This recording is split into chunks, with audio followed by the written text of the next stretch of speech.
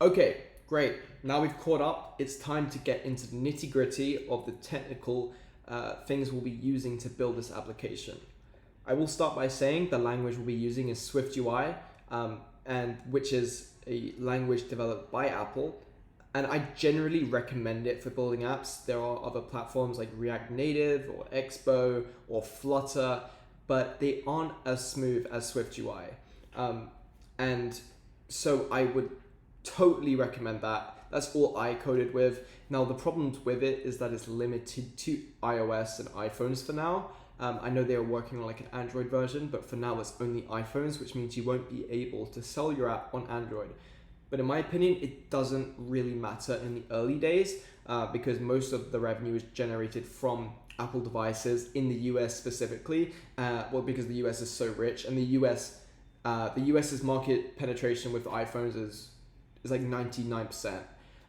So you shouldn't really worry about Android too much. Also, all of these like massive apps like Instagram, for example, they're built on SwiftUI for iOS, and then they're built on something else for Android. I think it's Kotlin. So it's just like very like it's optimizing for the platform that it's sold on. So I wouldn't think about multi-platform right now.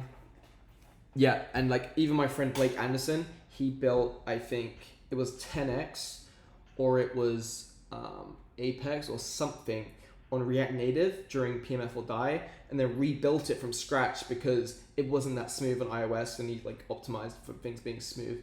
And the reason you optimize for things being smooth and intuitive and natural, etc., is because it's easier to sell. Whereas if something's jittery or you can feel it like not really being like designed for you, people are more likely to churn or not actually pay for a subscription.